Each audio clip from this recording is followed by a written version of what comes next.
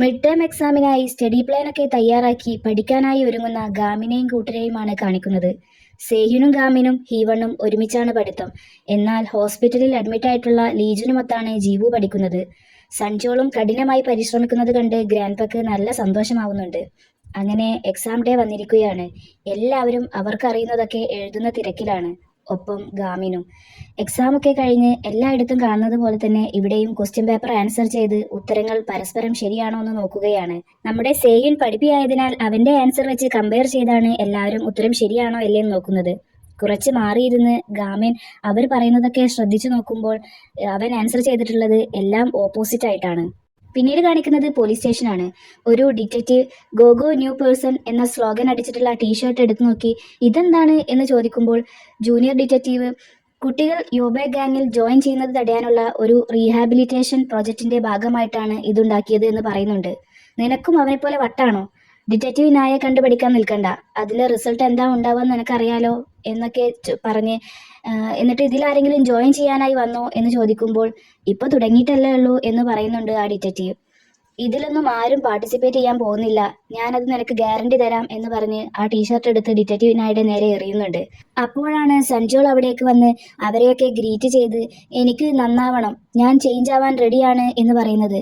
ആ വരവ് ഡിറ്റക്റ്റീവിന എക്സ്പെക്ട് ചെയ്തിട്ടുണ്ടായിരുന്നതായി അവരുടെ ചിരിയിൽ നിന്ന് നമുക്ക് മനസ്സിലാക്കാം. അടുത്ത സീനിൽ ഗാമിന്റെ അമ്മ ടീച്ചറെ ഫോൺ ചെയ്യുന്നതാണ് കാണിക്കുന്നത്. നിങ്ങൾ ഡിസ്ചാർജ് ആയി എന്നൊക്കെ അറിഞ്ഞു എന്ന് ടീച്ചർ പറയുമ്പോൾ ഇന്ന് വീട്ടിലെത്തി, നീയുള്ളത് കൊണ്ട് ഇപ്പോൾ എനിക്ക് ഒരു പേടിയുമില്ല, നല്ല മനസ്സമാധാനം ഉണ്ട്, കുട്ടികളുടെ പിന്നാലെ നടന്ന് നിനക്കും വയ്യാതായിട്ടുണ്ടാവില്ലേ എന്നൊക്കെ ചോദിക്കുമ്പോൾ കുറച്ച് റിസ്ക് ആണ്, എന്നാലും നല്ല ഫണ്ണാണ് അവരുടെ ഓരോ കാര്യങ്ങളൊക്കെ പിന്നാലെ നടന്ന് ചെയ്യാൻ എന്ന് പറയുന്നുണ്ട് ടീച്ചർ. ഇന്നല്ലേ എക്സാം ഒക്കെ തീരുന്ന ദിവസം, ഗാമിൻ ഇതുവരെ വീട്ടിലെത്തിയിട്ടില്ല, അവനെ ഫോണിൽ വിളിച്ചിട്ട് കിട്ടുന്നുമില്ല എന്നൊക്കെ അമ്മ പറയുമ്പോൾ എക്സാം ഒക്കെ തീർന്നു, ഗാമിൻ അവന്റെ ഫ്രണ്ട്സുമായിട്ട് കറങ്ങാൻ പുറത്തു പോയതാണല്ലോ എന്ന് ടീച്ചർ മറുപടി പറയുന്നുണ്ട്. ഇത് കേട്ട് അത്ഭുതത്തോടെ അവൻ പുറത്തു പോയോ, അവൻ ഇന്ന് പുറത്തെവിടെയും പോവാതിരിക്കുന്നതായിരുന്നു നല്ലത് എന്ന് അമ്മ പറയുമ്പോൾ അതെന്താ അങ്ങനെ പറഞ്ഞത് എന്ന് മനസ്സിലാവാത്തത് കൊണ്ട് ടീച്ചർ ചോദിക്കുന്നുണ്ട്. ഓരോ സെമസ്റ്ററിലെയും മിഡ് ടൈം എക്സാമിന്റെ ടൈമിലും ഫൈനൽ എക്സാമിന്റെ ടൈമിലും ഞാൻ പിന്നെ അവനെ ഒന്നിനും ശല്യപ്പെടുത്താറില്ല. കാരണം എക്സാം ഒക്കെ കഴിഞ്ഞ് സ്കോറൊക്കെ ചെക്ക് ചെയ്ത് കഴിഞ്ഞാൽ അവൻ പിന്നെ വളരെ സ്ട്രേഞ്ച് ആയിട്ടാണ് ബിഹേവ് ചെയ്യുക. ഒന്നിലും അവന് ഫോക്കസ് ചെയ്യാനാവില്ല, പക്ഷേ അവന്റെ സ്ട്രെങ്ത് അവൻക്ക് കൺട്രോൾ ചെയ്യാനും കഴിയില്ല എന്നൊക്കെ അമ്മ പറയുന്നുണ്ട്. ഇതേ സമയം ഗാമിനും ഫ്രണ്ട്സും പ്ലേ സ്റ്റേഷനിലാണുള്ളത്.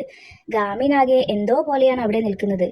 ലീജുൻ അവന്റെ അടുത്തേക്ക് വന്ന് എനിക്കാകെ ബോറടിക്കുന്നുണ്ട്, നമുക്കൊരു ഗെയിം കളിച്ചാലോ, ലോവസ്റ്റ് സ്കോർ വന്ന് തോൽക്കുന്നവൻ എല്ലാവർക്കും ഐസ്ക്രീം വാങ്ങിത്തരണം എന്ന് പറഞ്ഞ് അവരെ കൂട്ടിക്കൊണ്ടുപോവുകയാണ്. സേഹ്യുൻ പഞ്ച് ചെയ്യുമ്പോൾ കുഴപ്പമില്ലാത്തൊരു സ്കോർ കിട്ടുന്നുണ്ട്.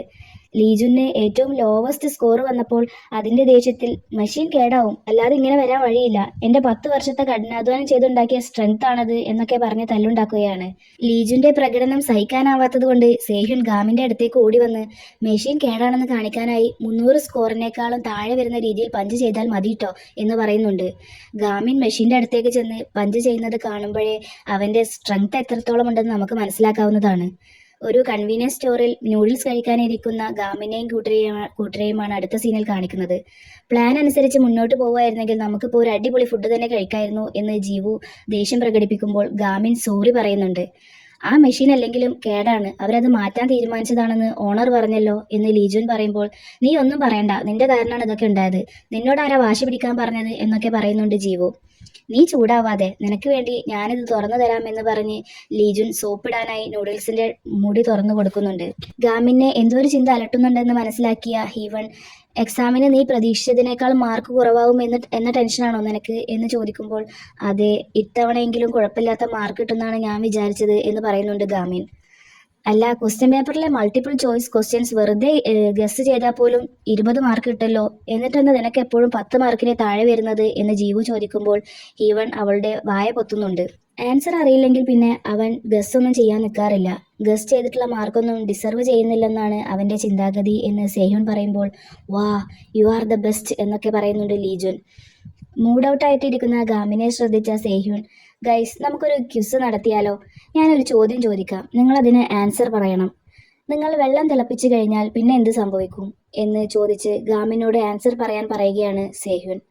അപ്പോൾ നമുക്ക് റാമ്യൻ കഴിക്കാൻ കഴിയും എന്ന് ഗാമിൻ ഉത്തരം പറയുമ്പോൾ അത് തെറ്റാണ്, ഒന്നും തന്നെ സംഭവിക്കില്ല എന്നതാണ് ഉത്തരം. വെള്ളം തിളച്ച് ബോയിലിംഗ് പോയിന്റിൽ എത്തുമ്പോൾ ബബിൾസ് ഉണ്ടായി അത് പല ഓപ്പർച്യൂണിറ്റീസും ക്രിയേറ്റ് ചെയ്യും, പക്ഷേ അതിനു മുമ്പായി ഒന്നും തന്നെ സംഭവിക്കുന്നില്ല എന്നൊക്കെ മോട്ടിവേറ്റ് ചെയ്യാനായി വളരെ സീരിയസ് ആയി പറയുകയാണ് സേഹ്യൂൺ.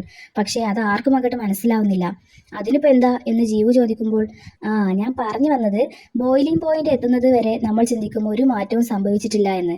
പക്ഷേ നമ്മളൊരു കാര്യത്തിന് വേണ്ടി സ്ഥിരമായി എനർജി കൊടുത്തുകൊണ്ടിരുന്നാൽ സാവധാനം അതിൽ വലിയൊരു മാറ്റം തന്നെ സംഭവിക്കും. അതിപ്പോൾ വെള്ളത്തിൻ്റെ കാര്യത്തിലായാലും പഠിത്തത്തിൻ്റെ കാര്യത്തിലായാലും ശരി എന്ന് പറയുകയാണ് സേഹ്യൂൺ. അതിൻ്റെ അർത്ഥം മനസ്സിലായപ്പോൾ ഗാമിൻ പുഞ്ചിരിക്കുന്നുണ്ട്. അവരങ്ങനെ തമാശയൊക്കെ പറഞ്ഞ് റാമൻ കഴിക്കുമ്പോഴാണ് ഗാമിൻ്റെ ഫോൺ അടിക്കുന്നത്. സൺജോളിനെ അന്വേഷിച്ച് ദേജോളാണ് വിളിച്ചിട്ടുള്ളത്. ഗ്രാൻഡ്പയുടെ അസുഖം കൂടിയിട്ടുണ്ട്, പക്ഷേ എക്സാം എഴുതാൻ പോകാൻ വേണ്ടി വാശി പിടിക്കുകയാണ്. സൺജോളിനെ വിളിച്ചിട്ടാണെങ്കിൽ കിട്ടുന്നില്ല എന്നൊക്കെ ദേജോൾ പറയുന്നത് നമുക്ക് കേൾക്കാം. ഹോസ്പിറ്റൽ ലക്ഷ്യമാക്കി ഓടിക്കൊണ്ടിരിക്കുന്ന സൺജോളിനെയും എക്സാം എഴുതാനായി വാശി പിടിക്കുന്ന ഗ്രാൻഡ്പയെയുമാണ് കാണിക്കുന്നത്. പെട്ടെന്ന് സൺജോൾ ഓട്ടം നിർത്തുന്നുണ്ട്. നോക്കുമ്പോൾ അവന്റെ മുന്നിൽ ഒരു കൂട്ടം ബാക്കപ്പ് ഫൈറ്റേഴ്സ് നിൽക്കുന്നതാണ് കാണിക്കുന്നത്. നീ ഞങ്ങളുടെ ജോബും ഇല്ലാതാക്കി. എന്തിനാ മൊഴി മാറ്റി പറഞ്ഞത്? നിന്റെ കാരണം ഞങ്ങൾക്കും ഇനി YB ഫാമിലിയിൽ ജോയിൻ ചെയ്യാൻ കഴിയാതായില്ലേ എന്നൊക്കെ അവരിലൊരാൾ ദേഷ്യത്തിൽ ചോദിക്കുമ്പോൾ എൻ്റെ അടുത്ത് തർക്കിച്ചു നിൽക്കാൻ ഒട്ടും സമയമില്ല, ഓരോരുത്തരായി വാ എന്ന് പറഞ്ഞ് ഫൈറ്റിന് ഒരുങ്ങുകയാണ് സൺജോൾ. ഗാമിൻ എക്സാം ഷീറ്റൊക്കെ ആയിട്ട് ഗ്രാൻഡ്പയുടെ ഹോസ്പിറ്റൽ റൂമിലേക്ക് ഓടി വരുന്നതാണ് അടുത്തതായി കാണിക്കുന്നത്. കൂടെ സ്റ്റഡി ഗ്രൂപ്പിലെ മെമ്പേഴ്സുമുണ്ട്. ഗാമിൻ ഗ്രാൻഡ്പയെ വിളിച്ചുണർത്തി വേഗം എഴുന്നേൽക്ക്, എക്സാമിനുള്ള സമയമായി എന്ന് പറയുമ്പോൾ കണ്ണ് തുറന്നു നോക്കിയ ഗ്രാൻഡ്പ ഗാമിനെ തിരിച്ചറിയുന്നുണ്ട്. എല്ലാവരും റൂമിൻ്റെ പുറത്ത് വെയിറ്റ് ചെയ്യുകയാണ്. അവിടേക്ക് ഫൈറ്റ് ചെയ്ത് അവശനായ മട്ടിൽ വീണുരുണ്ട് സൺജോൾ എത്തുന്നുണ്ട്. അവൻ റൂം തുറക്കാൻ പോകുമ്പോൾ മിൻചോൾ അവനെ തടഞ്ഞുകൊണ്ട് ഇപ്പോൾ ഡോറ് തുറക്കരുത് എന്ന് പറയുന്നുണ്ടെങ്കിലും സൺജോൾ അവനോട് മാറി നിൽക്കാൻ പറഞ്ഞ് മുന്നോട്ട് പോകാൻ നിൽക്കുകയാണ്. ഗ്രാൻഡ്പ ഇപ്പോൾ എക്സാം അറ്റൻഡ് ചെയ്തുകൊണ്ടിരിക്കുകയാണ് എന്ന് മിൻചോൾ പറയുമ്പോൾ കഴിഞ്ഞ കൊല്ലത്തെ എക്സാം ഷീറ്റ് ടീച്ചറിൽ കൊണ്ടുകൊടുത്തിട്ടുണ്ട് എന്ന് സേഹ്യൂണും പറയുന്നത് കേട്ട് അവൻ ഡോറിലൂടെ നോക്കുമ്പോൾ ഗ്രാൻഡ്പ ഗാമിൻ്റെ സഹായത്തോടെ എക്സാം എഴുതുന്നത് കാണുന്നുണ്ട്. ഗ്രാൻഡ്പയുടെ ലാസ്റ്റ് വിഷ് ചെയ്തു കൊടുത്തതിന് അവൻ നന്ദി പറയുന്നുണ്ട്. അങ്ങനെയാണ് ഞങ്ങളുടെ ഈ കൊല്ലത്തെ ഫസ്റ്റ് എക്സാം അവസാനിച്ചത്, ഗ്രാൻഡ്പയുടെ ലാസ്റ്റ് എക്സാമും എന്ന് ഗാമിൻ ബാക്ക്ഗ്രൗണ്ടിലായി പറയുന്നത് നമുക്ക് കേൾക്കാം. ഗ്രാൻഡ്പയുടെ ഫ്യൂണറൽ ചടങ്ങിൽ പങ്കെടുക്കാൻ ടീച്ചർ ലീ അടക്കം എല്ലാവരും വന്നിട്ടുണ്ട്. ഗാമിൻ ഗ്രാൻഡ്പയുടെ ഫോട്ടോക്ക് മുന്നിൽ തൊഴുത് പൂക്കളർപ്പിച്ചതിന് ശേഷം അന്ന് ഹോസ്പിറ്റൽ റൂമിൽ നിന്ന് പോകാൻ നേരം ഗ്രാൻഡ്പ പറഞ്ഞ കാര്യങ്ങൾ ആലോചിക്കുകയാണ്. പഠിക്കുന്നത് എത്ര രസകരമായ കാര്യമാണെന്ന് നീ സൺജോളിനെ പറഞ്ഞ് മനസ്സിലാക്കി കൊടുക്കണം എന്ന് പറയുമ്പോൾ ഗാമിൻ ഗ്രാൻഡ്പയോട് ആ കാര്യം സൺജോളിന് നന്നായിട്ട് അറിയാം, ഗ്രാൻഡ്പ വിഷമിക്കേണ്ട എന്ന് മറുപടി പറഞ്ഞതും അത് കേട്ട് ഗ്രാൻഡ്പ സന്തോഷത്തോടെ ചിരിക്കുന്നതും ഓർത്തുകൊണ്ട് സൺജോളിൻ്റെ അരികിലേക്ക് ചെന്ന് ആ വൊക്കാബുലറി നോട്ട് എടുത്ത് കൊടുക്കുകയാണ്. സൺജോൾ അത് വാങ്ങിക്കുമ്പോൾ നമ്മൾ ഓരോ കാര്യത്തെക്കുറിച്ച് പഠിക്കുന്നത് എപ്പോഴാണോ നിർത്തുന്നത് ആ നിമിഷം നമ്മളുടെ ജീവിതവും തീരും എന്ന് ഗ്രാൻഡ്പ പറയുന്നത് ആലോചിക്കുന്നുണ്ട്. അവൻ ആ നോട്ട്സ് തുറന്നു നോക്കി ഗാമിനോട് നന്ദി പറയുകയാണ്. എന്നിട്ട് സങ്കടം സഹിക്കാനാവാതെ പൊട്ടിക്കരയാൻ തുടങ്ങുന്നുണ്ട്. ഈ രംഗം കണ്ടു നിന്ന നമ്മുടെ ടീമിനും ദേച്ചോളിനും മിൻചോളിനും ഒക്കെ സങ്കടം സഹിക്കാനാവുന്നില്ല.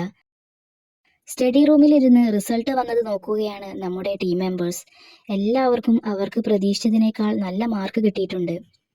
ലീജുനാവട്ടെ ജീവുവിനേക്കാൾ മാർക്ക് സ്കോർ ചെയ്തതിൻ്റെ ഗമയിലാണ്. ഓ, അപ്പോൾ ഇങ്ങനെയാണല്ലേ ടോപ്പ് സ്കോററിൻ്റെ റിപ്പോർട്ട് കാർഡ് ഉണ്ടാവുക എന്ന് ഹീവൺ സേഹ്യൂണിൻ്റെ ഷീറ്റിലേക്ക് എത്തി നോക്കിയിട്ട് ചോദിക്കുമ്പോൾ ഞാനിപ്പോൾ നമ്പർ 1 എത്തി എന്ന് അഭിമാനത്തോടെ പറയുകയാണ് സേഹ്യൂൺ. ഗാമിൻ ഒന്നും മിണ്ടാതെ റിപ്പോർട്ട് കാർഡിലേക്ക് തന്നെ നോക്കിയിരിക്കുന്നത് കണ്ട് സേഹ്യൂൺ എല്ലാവരോടും ഗാമിനെ നോക്കാൻ പറയുന്നുണ്ട്. ലീജുൻ ചെന്ന് ഗാമിൻ്റെ റിപ്പോർട്ട് കാർഡ് എടുത്ത് നോക്കിയിട്ട് വാ, യുഗാമിന് 220-ൽ 209 റാങ്ക്, അവൻ്റെ റാങ്ക് 10-നേക്കാളും ഉയർന്നിട്ടുണ്ട് എന്നൊക്കെ പറയുമ്പോൾ എല്ലാവർക്കും നല്ല സന്തോഷമാവുന്നുണ്ട്.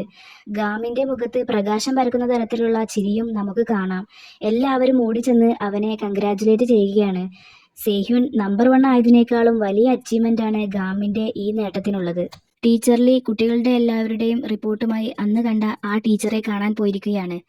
കുട്ടികളുടെ എല്ലാവരുടെയും നിലവിലുള്ള റാങ്കിനേക്കാൾ 10 റാങ്ക് ഉയർത്തിയാൽ പിഹാൻഹുളിനെതിരെയുള്ള ഡിസിപ്ലിനറി കമ്മിറ്റി വെക്കാൻ എന്നെ സഹായിക്കാമെന്ന് നിങ്ങൾ പ്രോമിസ് ചെയ്തതല്ലേ എന്ന് ടീച്ചർലി ചോദിക്കുമ്പോൾ റിപ്പോർട്ടെല്ലാം നോക്കിയിട്ട് വിശ്വസിക്കാനാവാതെ അവളെ ഒന്ന് നോക്കിയതിന് ശേഷം പ്രത്യേകിച്ച് ഒന്നും പറയാതെ തന്നെ വേഗം സൈൻ ചെയ്ത് കൊടുക്കുന്നുണ്ട്. നോട്ടീസ് ബോർഡിലെ ഡിസിപ്ലിനറി കമ്മിറ്റി മീറ്റിംഗ് എന്ന് എഴുതിയിട്ടുള്ള നോട്ടീസ് വായിച്ചിട്ട് അടക്കം പറയുകയാണ് എല്ലാ കുട്ടികളും. സൺജോൾ ഡിസിപ്ലിനറി കമ്മിറ്റി മെമ്പറായിട്ട് ഗേറ്റിന് മുന്നിൽ നിൽക്കുന്നത് നമുക്ക് കാണാം. ആ സമയത്താണ് പിഹാനുളിൻ്റെ കാറ് സ്കൂളിലേക്ക് വരുന്നത്. സൺജോൾ വഴി മാറിക്കൊടുക്കാതെ സ്റ്റുഡൻസിൻ്റെ വണ്ടികൾ ഗേറ്റിൻ്റെ പുറത്ത് നിർത്തണമെന്ന് അറിയില്ലേ, പുറത്തിറങ്ങി നടക്കാൻ നോക്ക് എന്ന് പറയുകയാണ്. അപ്പോഴേക്കും അവിടേക്ക് ഗാമിനും ടീമും വരുന്നുണ്ട്. പിഹാൻഹുൾ കാറിൽ നിന്ന് ഇറങ്ങി നടക്കാൻ തുടങ്ങുമ്പോൾ പിന്നിൽ നിന്ന് എടാ പിഹാൻഹുൾ, നീ ഇനി എന്ത് ചെയ്യും? ഡിസിപ്ലിനറി കമ്മിറ്റി നിന്റെ പിന്നാലെയാണല്ലോ, അവരത് നിർത്തുന്നതുവരെങ്കിലും നീ ഒന്ന് അടങ്ങ് എന്നൊക്കെ ജീവു വിളിച്ചു പറയുമ്പോൾ തിരിഞ്ഞുനിന്ന് അവരെല്ലാവരെയും ഒന്ന് നോക്കുകയാണ് പീഹാൻഹുൾ. ഗാമിനെ തന്നെ കുറച്ചുനേരം ഒന്ന് ദേഷ്യത്തോടെ നോക്കി നിന്ന് അവൻ ഒന്നും പ്രതികരിക്കാൻ നിൽക്കാതെ സ്കൂളിലേക്ക് നടക്കുകയാണ്. സ്കൂൾ വരാന്തയിലൂടെ നടന്നു വരുന്ന പീഹാൻഹുളിന്റെ മുമ്പിലായി ഒരു കലാപം തന്നെ നടക്കുന്നതായിട്ടാണ് അടുത്ത സീനിൽ കാണിക്കുന്നത്. എല്ലാ ക്ലാസ്സിലെ കുട്ടികളും പരസ്പരം അങ്ങോട്ടും ഇങ്ങോട്ടും അടിക്കുകയാണ്. പീഹാൻഹുളിന്റെ മുഖത്ത് പുച്ഛഭാവം നമുക്ക് കാണാം. പുതിയൊരു യുദ്ധത്തിന് തുടക്കം കുറിച്ചതുപോലെയുള്ള ഒരു രംഗമായിട്ടാണ് ഈ എപ്പിസോഡ് അവസാനിക്കുന്നത്.